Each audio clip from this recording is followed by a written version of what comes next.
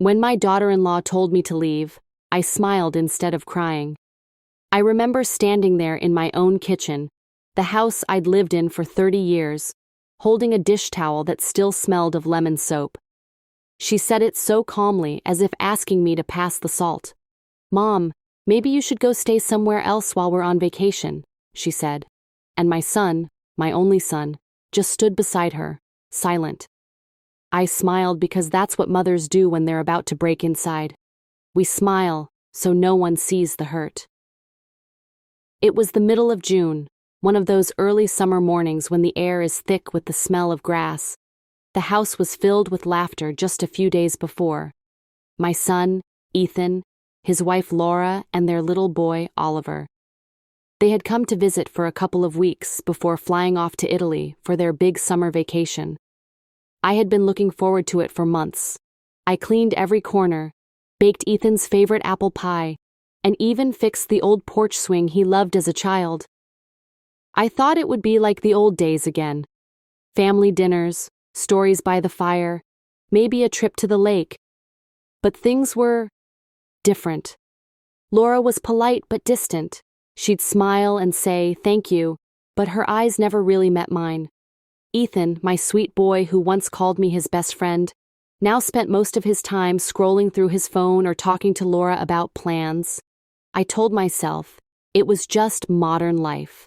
Everyone busy, everyone tired, but deep down, I felt it.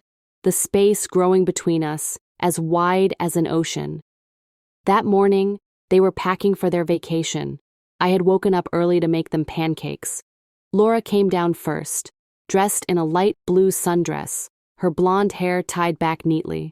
She looked beautiful, young, full of life. Ethan followed, in a white t-shirt and khaki shorts, carrying Oliver, who was giggling and waving his toy car. "Morning," I said cheerfully, trying to hide how anxious I felt. "I made breakfast. Thought you'd need some energy before the flight." Laura smiled faintly. "Oh, we were just going to grab something on the way, but thank you." It was such a small thing, just breakfast, but it felt like a door closing. Still, I kept my smile. "You'll love Italy," I said softly. "Take pictures for me, all right?" That's when Laura looked at Ethan, then back at me. "Actually, Mom," she began, her voice too soft to sound natural. "We were thinking, maybe while we're gone you could take a little trip too. Maybe visit your sister in Ohio? It might be nice for you." I froze, dish towel in hand. Ethan didn't look at me. He was pretending to zip Oliver's bag. "Oh," I managed to say after a moment. "You mean, not stay here?" Laura nodded quickly, as if wanting to move past it. "Yes, just so the house can have a bit of space when we come back. You know, fresh start and all that." A fresh start. The words echoed in my mind. I looked at my son then, the same boy who used to crawl into my bed after nightmares, who cried when he left for college, who promised to call me every Sunday, and now he couldn't even meet my eyes. I should have asked why. I should have said something, but instead I smiled, that same polite, empty smile. "Of course," I said. "That sounds nice." After they left, the house felt hollow. The ticking clock on the wall seemed louder than usual. I sat by the window and watched their car drive away, the dust from the road rising like a soft gray cloud. They didn't see me wave. For hours, I just sat there, staring at the photos on the mantel. Ethan in his baseball uniform, me holding him at his graduation, the three of us at the beach years ago. Memories that once felt warm now felt sharp, like glass. When the sun began to set, the kitchen turned golden, and I finally whispered aloud, "What did I do wrong?" No one answered, of course, just the hum of the refrigerator and the creak of the old floorboards. I thought maybe they just needed space, that it wasn't personal. But as the days passed and I replayed that morning again and again, I realized something deeper. It wasn't just a vacation. They wanted me out of their lives, quietly, politely, without confrontation. And that's when something inside me began to change. Not in anger, but in quiet resolve.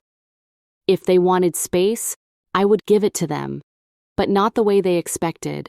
They thought they were going on a relaxing trip to Italy, but when they came back, nothing would ever be the same again. I wasn't always alone in that big old house. When my husband, Frank, was still alive, it was a place full of laughter.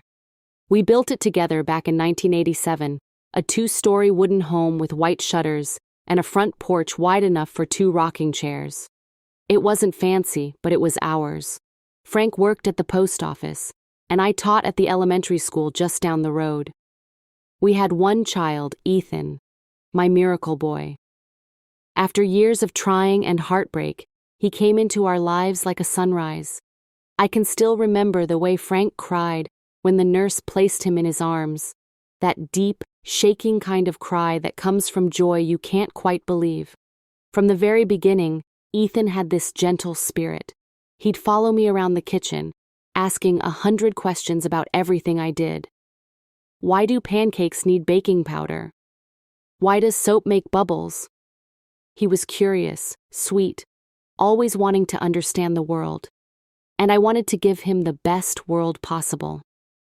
We weren't rich, but we made memories. Summers by the lake, picnics in the park, Christmas mornings with hot cocoa and cinnamon rolls. Frank would hang lights on the porch, while Ethan and I made paper snowflakes to tape on the windows. When Frank got sick, it started with a cough that never went away. Ethan was just 15. Those were hard years. Hospital visits, sleepless nights, long drives back and forth. I tried to keep it together, to smile for Ethan's sake, even when I felt like breaking. Frank passed away on a quiet October morning. The leaves were golden, and the air smelled of rain.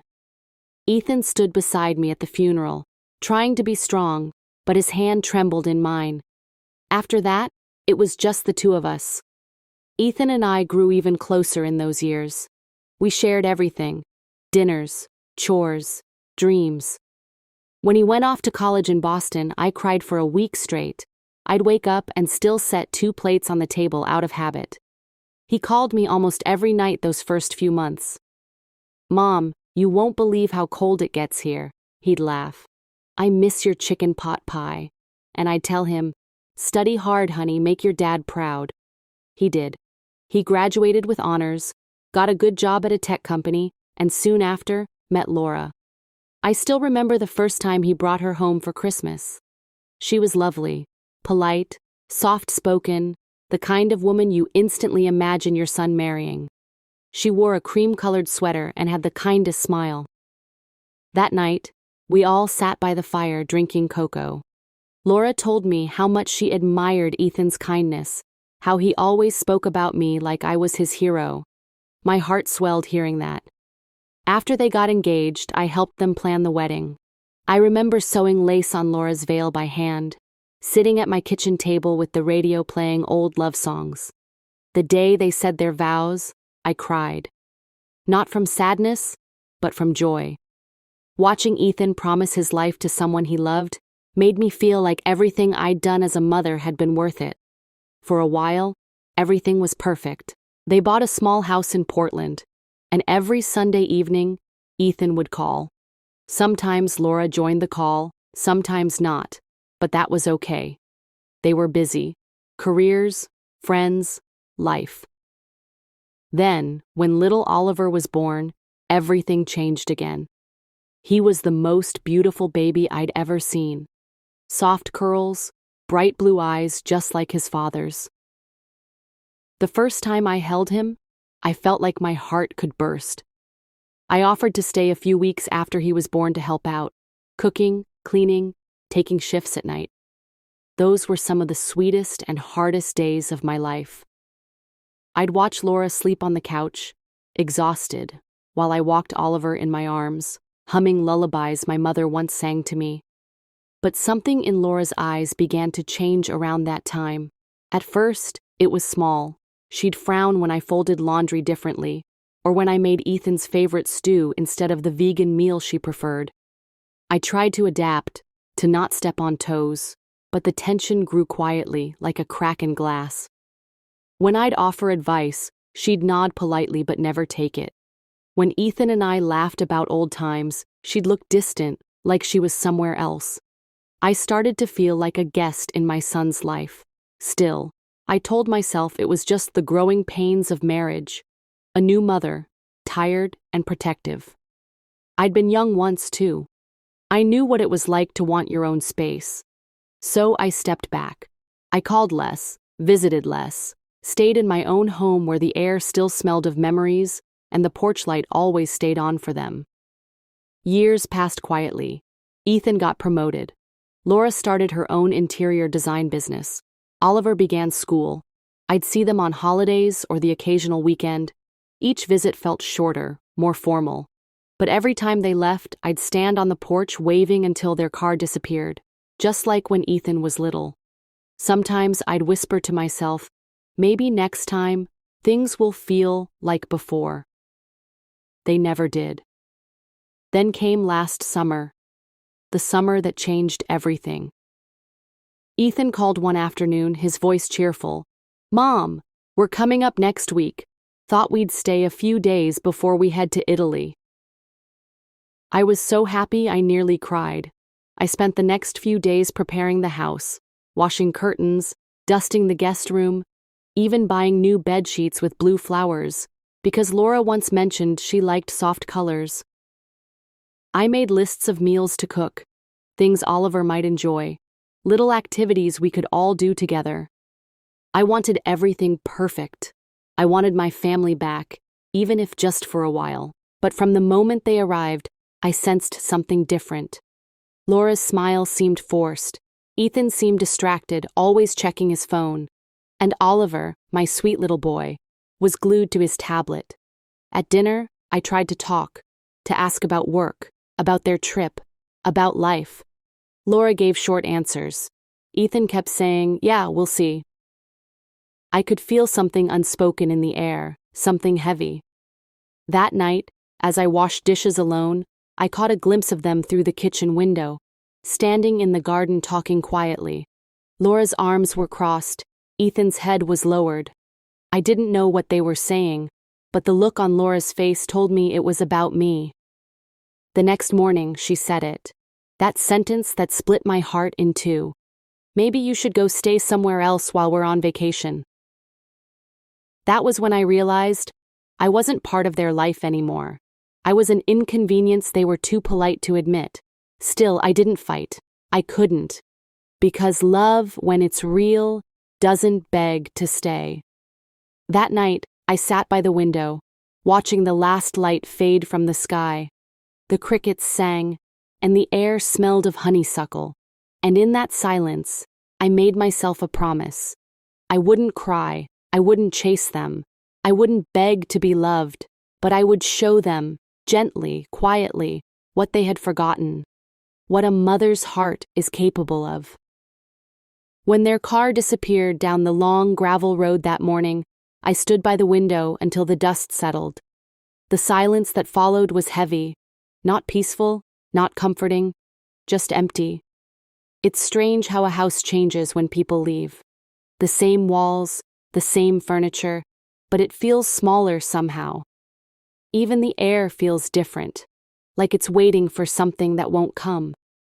For the first few hours, I moved through the motions, folded the blankets, washed the mugs they left in the sink, straightened Oliver's toys. The smell of their perfume and sunscreen still lingered in the air. By evening, I made myself a cup of tea and sat on the porch swing. The air was warm and still. Somewhere down the road, a neighbor's dog barked. Fireflies blinked softly near the bushes. And I thought about what Laura had said. Maybe you should go stay somewhere else. Somewhere else. I'd built my whole life around this house. Every nail, every photo, every sound held a piece of me, of Frank, of Ethan as a child. And now my daughter-in-law wanted me to go somewhere else. It wasn't just about the house. It was about belonging, about being wanted. The next morning I woke early. I made myself breakfast, oatmeal and black coffee, then went into the living room and looked around. Everything looked the same. but it no longer felt like my home. On the mantel were old photographs: Ethan's graduation, his wedding, baby Oliver in my arms. I ran my fingers over the picture frames. That's when an idea began to take shape. It wasn't revenge in the way people usually think of it. I didn't want to hurt them. I just wanted them to remember, to see what love looks like when it's quietly leaving. So I started with the garden.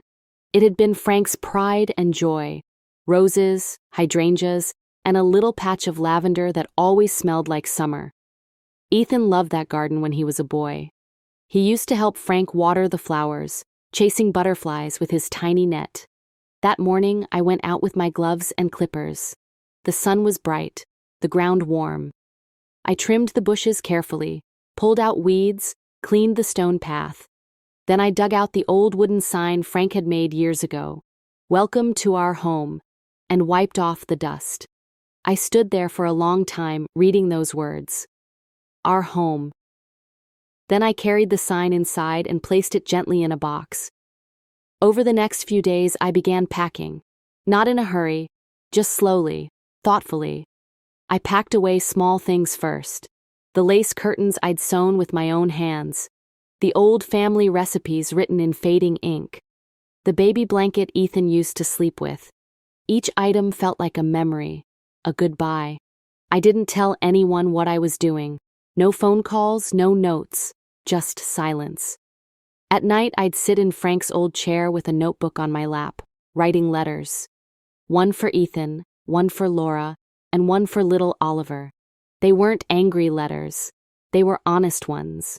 To Ethan, I wrote, "I want you to know that love doesn't disappear when it's uninvited. It just gets quieter, waiting for someone to notice it again."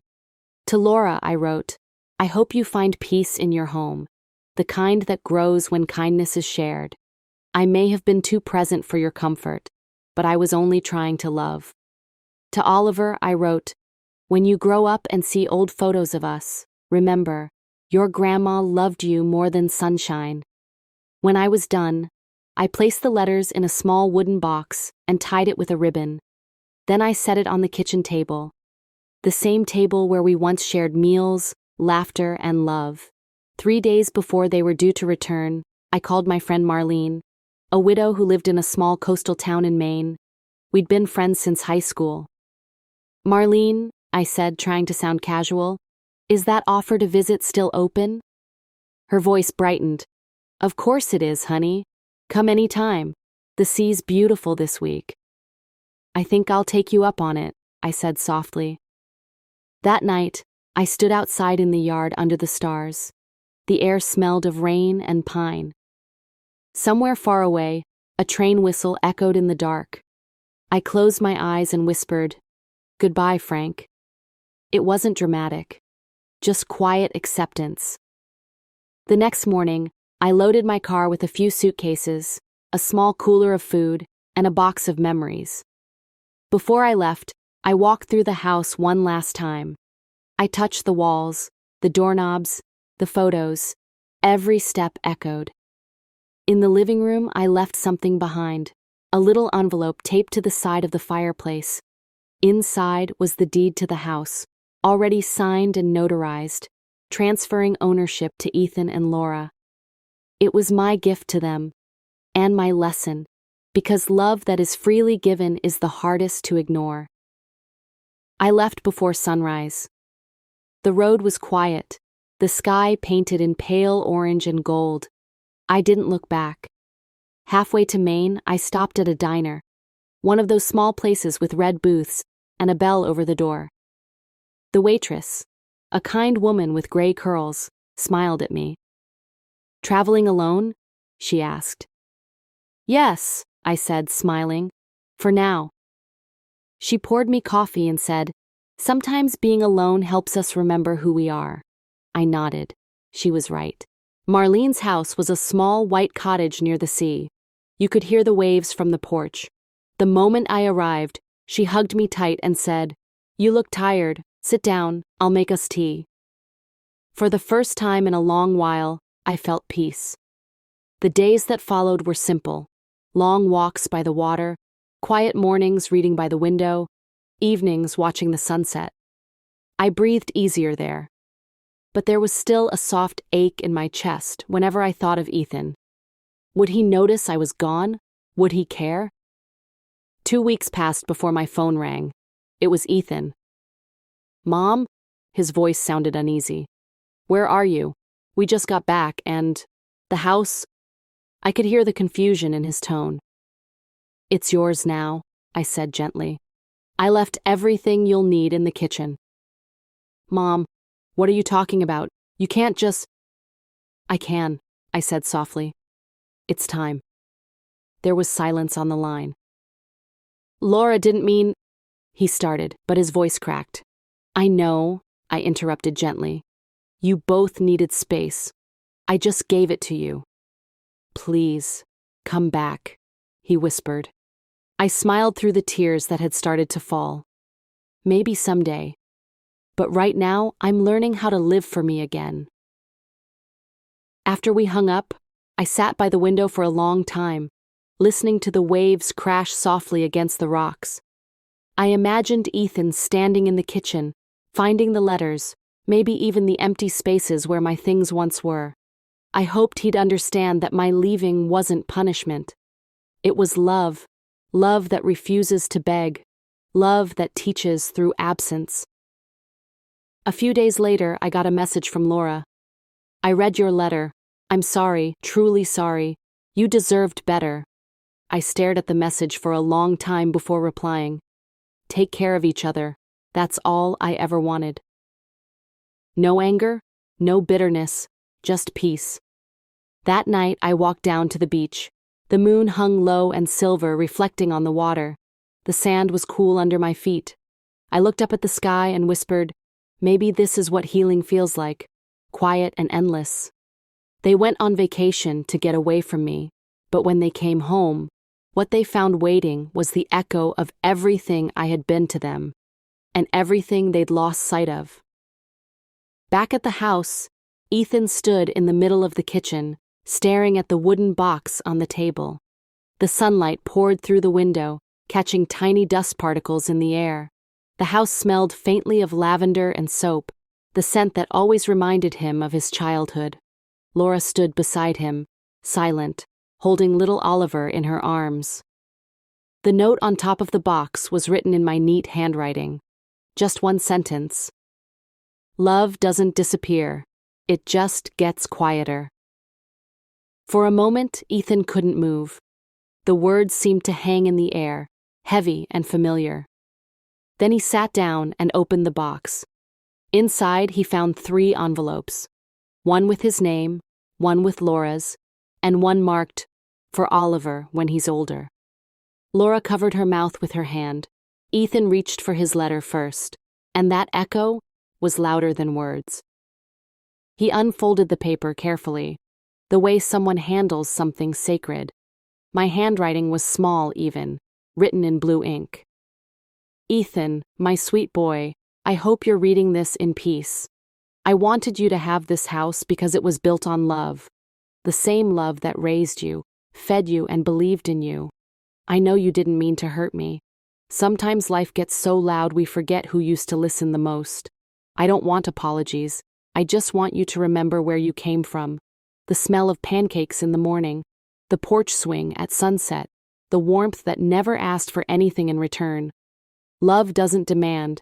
It just gives until it's empty. Take care of Laura. Be gentle with her. And if you ever miss me, come sit by the garden. You'll find me there, in every bloom." When he finished reading, he sat there for a long time, his hands trembling. He tried to speak, but his throat felt tight. The memories came flooding back, his childhood laughter, the nights I sat by his bed when he was sick, the way I always kissed his forehead before he left for school. He hadn't thought about those moments in years.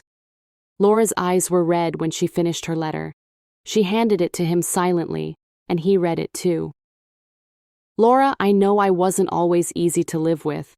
I may have stepped into moments that weren't mine. But please know, I only ever wanted to help. You are the mother now, the heart of this family. You carry a heavy load, and I admire your strength. I never meant to make you feel small. I hope one day you'll look back and see that everything I did came from love, even the parts that felt uncomfortable. Be kind to yourself. You're doing better than you think." Laura wiped her tears with the back of her hand. "Oh, Ethan," she whispered, "what have we done?" Ethan didn't answer. He just kept staring at the paper, as if trying to read between the lines, to feel the weight of everything that wasn't written. Little Oliver looked up at them, confused. "Mommy, why are you sad?" he asked softly. Laura hugged him tighter. "Because sometimes love hurts a little, sweetheart, but that's how we learn." That night, Ethan couldn't sleep. He wandered through the house, touching the walls, opening closets, running his hands over the furniture. Everything felt different now. Every corner carried her absence. He stepped into the living room and saw the fireplace. Taped on the side, half hidden, was a small envelope. He peeled it off carefully and opened it. Inside was the signed deed to the house. Tears filled his eyes. "She gave it to us," he whispered. He sat down on the couch, holding the papers against his chest. "She gave us everything," he said again, his voice breaking. The next morning, he called me again. "Mom, please, just tell me where you are," he said. "I'm by the sea," I replied gently. "In Maine, with Marlene." He was quiet for a moment. "Can I come see you?" I hesitated. My heart said yes, but something in me wanted him to take his time, to understand first. "Not yet," I said softly. "You need to live in that house a while. Let it speak to you." He didn't argue. He just said, "Okay, but I'll come soon." Over the next few weeks, Ethan and Laura began to change. They stopped treating the house like a weekend stop. They started living in it.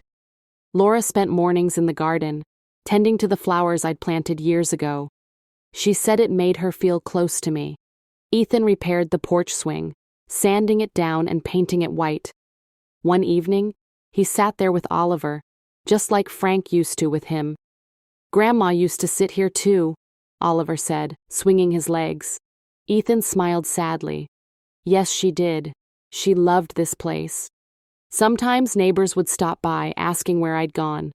Laura always smiled and said, "She's traveling, finally taking time for herself." But inside, she felt the weight of every unkind moment, every eye roll, every time she had turned away instead of listening. One evening, she found herself crying quietly while washing dishes. When Ethan came up behind her and touched her shoulder, she turned and hugged him tightly. "I was so wrong," she whispered, "about everything." He held her close. We both were. Meanwhile, in Maine, life was simple and soft. Marlene and I spent our mornings walking by the sea, collecting shells, talking about our children and the strange ways life teaches us. She'd say, "Sometimes people don't see your worth until you stop trying to prove it." And I'd smile and answer, "Yes, sometimes silence does what words can't." But still, every evening I'd look at the horizon and think of Ethan. I missed him, his voice, his laugh, the way he'd say "Mom," like it still meant safety. 2 months later, on a late September afternoon, I was sitting on the porch, knitting a scarf, when I saw a familiar car pull into Marlene's driveway. It was Ethan's. My heart skipped. He stepped out slowly, looking a little older, a little worn. His hair was messy, his shirt wrinkled, and when he saw me, he froze. For a moment, neither of us spoke. Then he walked up the steps and stood in front of me. "Mom," he said softly. I put my knitting down and smiled. "You found me." He nodded, his eyes full of tears. "I had to. I couldn't stay in that house anymore without saying thank you." We sat together for hours, talking like we hadn't in years. He told me about how quiet the house felt without me, how Oliver missed my stories, how Laura couldn't stop crying the night she read my letter. I didn't realize, he said, how much you gave up for us. I thought you'd always just be there. I reached for his hand. That's what love does, sweetheart. It stays, until it finally learns to let go. He swallowed hard. I'm sorry. I know, I whispered. I know you are. We sat in silence, the sound of the waves filling the air between us. Before he left that evening, Ethan handed me a small envelope. Inside was a photo. Him, Laura, and Oliver sitting on the porch swing, smiling. Behind them, in the garden, the flowers were in full bloom. On the back of the photo, he'd written, "We're taking care of your home. Come back whenever you're ready. It will always be yours too." After he drove away, I sat there for a long time, holding that photo to my chest. Tears rolled down my cheeks, but this time, they weren't from sadness. They were from peace, because I realized something I hadn't before. My quiet revenge had never been about punishment. It was about reminding him of roots, of home, of love that doesn't shout, but whispers until it's heard again. Soft music swells, hopeful tone. Sometimes it takes walking away for others to see where you truly stood. And sometimes, the loudest, "I love you," is the one said in silence. The morning after Ethan's visit, I woke up to the sound of seagulls calling outside. The ocean breeze drifted through the window, carrying the scent of salt and pine. For the first time in months, I felt light. Not happy exactly. Happiness felt too simple for something this deep, but peaceful. I made myself tea, poured it into my favorite floral cup, and sat on the porch watching the tide roll in.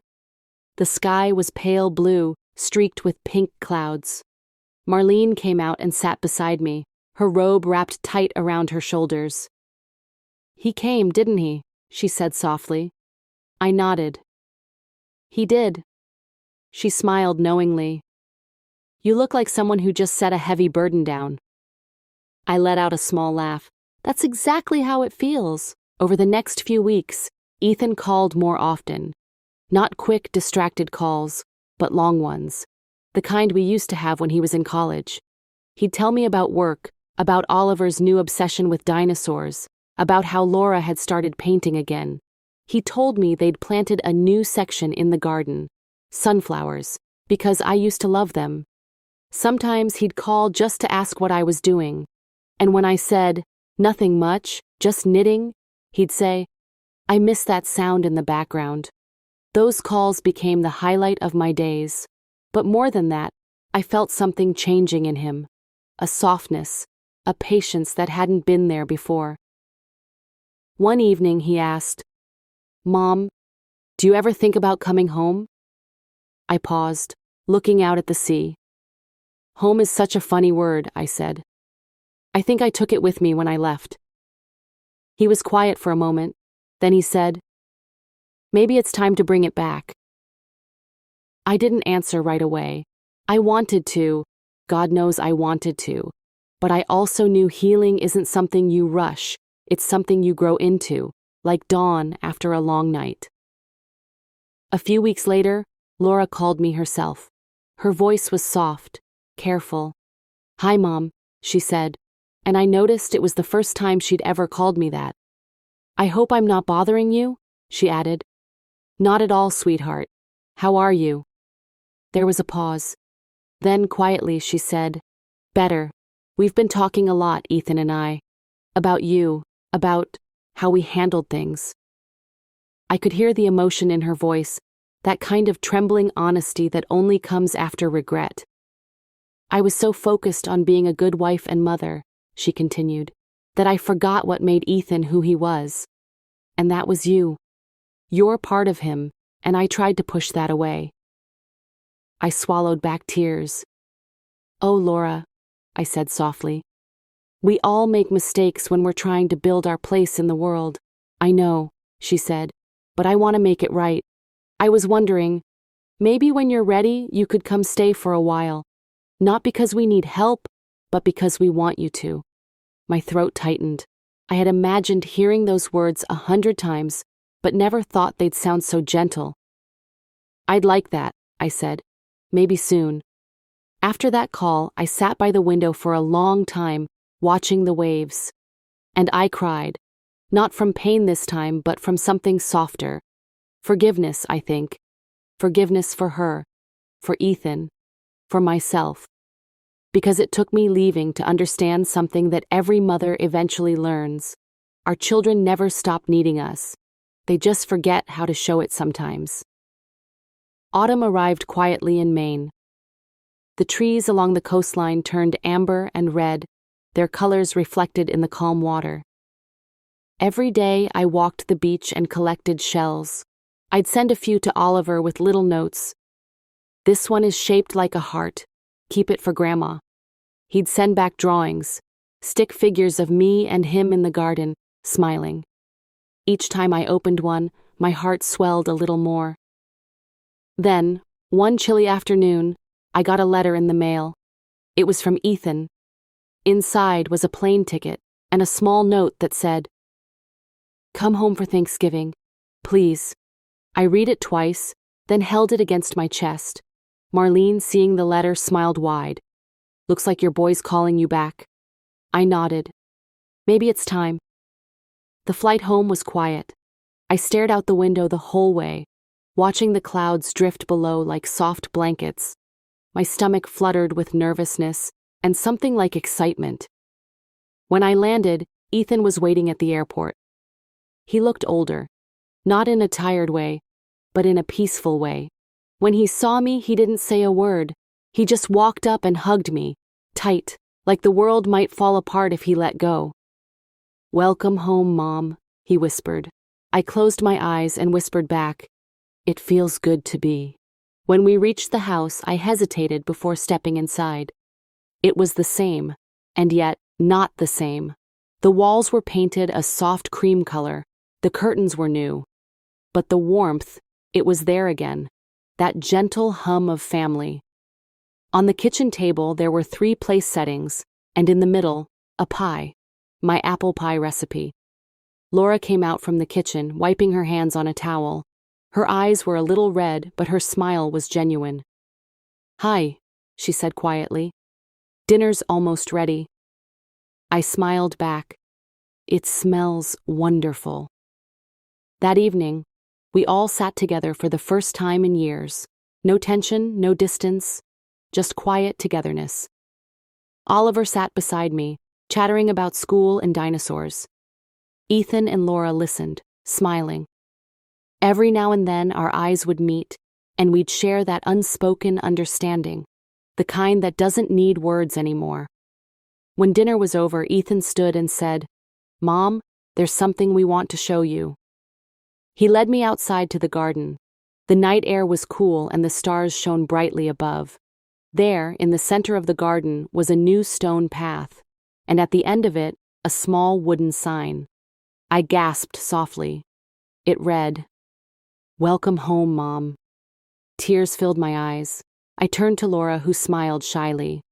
"Ethan built it," she said. "Oliver helped paint the letters." Oliver giggled and said proudly, "I drew the hearts." I knelt down and hugged him tight. "You did a beautiful job, sweetheart." Ethan wrapped an arm around Laura's shoulders.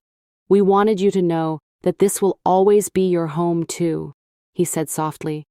"You don't have to live here if you don't want to, but there'll always be a room, a place, a seat at the table, just for you." I wiped my tears and whispered, "Thank you. That's all a mother ever needs." Over the next few days, the house filled with laughter again. We cooked together, watched old movies, and spent long afternoons in the garden. Laura and I started talking more, not as rivals, but as 2 women learning to understand each other. She told me about her work, her fears, the pressure of trying to be perfect. I listened, really listened, and I realized how lonely she must have been too. Sometimes love blinds us in both directions. One morning, while we were having coffee, she said quietly, "You know, I used to think you wanted to control everything, but now I see you just didn't want to be forgotten." I smiled gently. We all want to matter to someone. She reached over and squeezed my hand. You do. You always did. Thanksgiving came with its usual chaos. The smell of roasted turkey, the sound of football on TV, Oliver running around with his cousins. As I stood by the kitchen window watching the golden leaves fall outside, Ethan came up beside me. Mom, he said, can I ask you something? Of course. He hesitated. When you left, weren't you angry? I looked at him for a moment and then smiled. No, sweetheart, I was heartbroken, but not angry. Anger fades. Love doesn't. He nodded slowly. I think I understand that now. I turned back to the window. Sometimes people need to lose sight of love to see it clearly again. He wrapped an arm around my shoulder. Thank you for not giving up on us. I leaned my head against him. That's what mothers do. After dinner that night, we all sat by the fireplace, the same one that once held my letter. Oliver fell asleep on my lap. Laura was curled up next to Ethan, her head resting on his shoulder. For the first time in a long, long while, the house felt whole again. The fire crackled softly, and I thought about Frank. I could almost hear his voice, that gentle chuckle, that deep warmth. You did good, May, I imagined him saying. You brought them home. I smiled to myself, whispering back, maybe I just reminded them where home was. Later, when everyone had gone to bed, I stepped outside. The air was cold and crisp, the stars sharp against the dark sky. The garden glowed faintly in the moonlight. The flowers swayed gently, their petals glistening with dew. I walked along the new stone path and stopped at the little wooden sign. Welcome home, Mom. Kneeling down, I touched the wood. Thank you, I whispered, not just to them, but to life itself. Because everything that had broken me had also rebuilt me. Every tear, every silence, every goodbye had led me here, to this moment of peace, of belonging, of love rediscovered.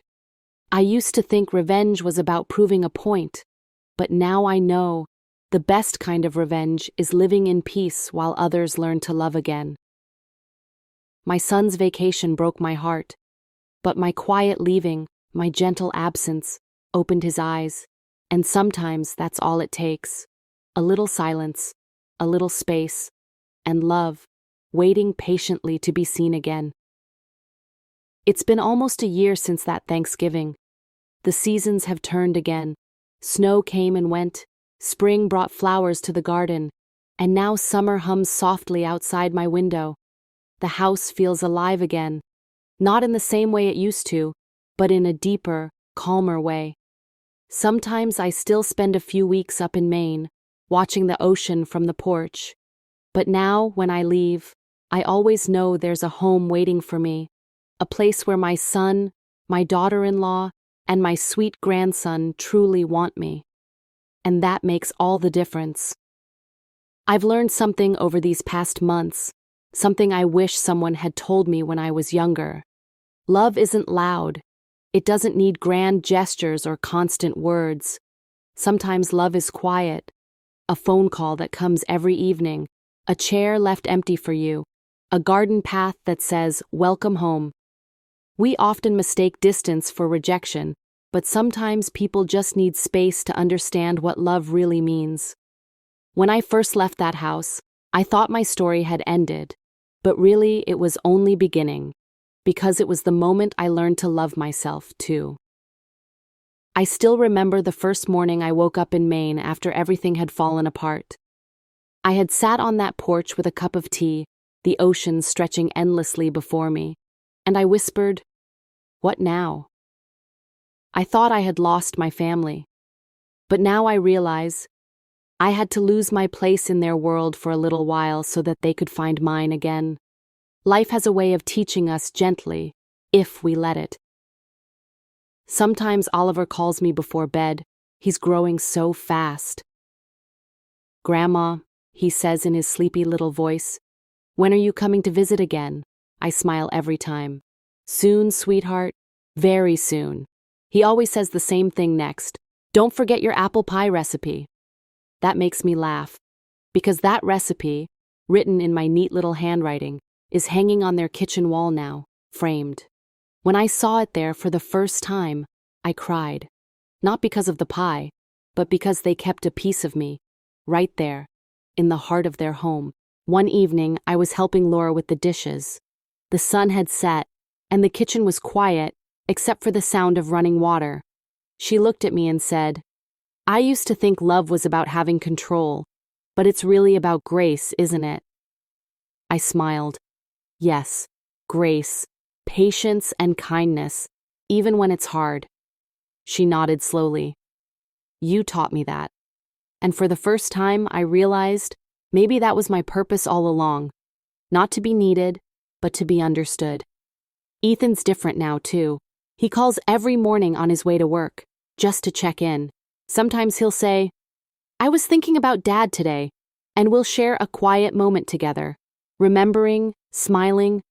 Frank would have loved to see him like this. Gentle, humble, finally at peace with himself. There's a saying I heard once. A mother holds her child's hand for a short while, but holds their heart forever. It's true. No matter how far they go, that invisible thread of love never breaks. It might stretch, it might grow thin, but it's always there, pulling us back toward each other. Last week, Ethan surprised me with something. He drove me to the park where he used to play baseball as a boy. The sun was setting, the sky painted with gold and lavender. He parked the car and said, "Come on, Mom. I want to show you something." We walked down a little path by the trees, and there it was, a new wooden bench overlooking the field. On it, a small brass plaque read, "For May, who taught us that love never leaves, it only learns to wait." I ran my fingers over the words, my eyes filling with tears. Ethan stood beside me, his hand on my shoulder. "I wanted people to know," he said quietly, "what you taught me." I looked up at him, my heart so full I could barely speak. "You make me proud every single day," I whispered. He smiled. "You made me who I am. Now, every time I walk by that bench, I sit down and listen to the sound of the wind in the trees. I think about the woman I was, the one who stayed silent when her heart broke, the one who packed her things with trembling hands and left quietly. I wish I could tell her, 'You're going to be okay, you're going to find peace, and someday they'll understand,' because they did. Sometimes life takes away what we think we can't live without, not to punish us, but to teach us that love can grow even after loss. Forgiveness doesn't erase the past. It just gives it a softer place to rest. And when you forgive, you don't do it for them. You do it for yourself, so you can walk into tomorrow without the weight of yesterday.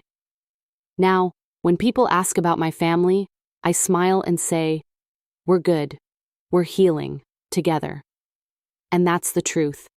Not perfect, not storybook, but real. And real love is worth more than any fairy tale. If someone listening to my story feels lost right now, if your heart aches because someone you love has turned away, I want you to know this. Don't chase them.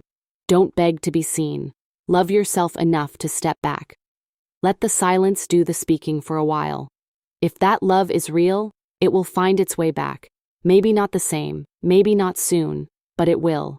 Because real love never disappears. It simply waits for understanding. I still bake apple pies every Sunday, sometimes for family, sometimes just for me. And every time the smell fills the kitchen, I think of how far we've all come.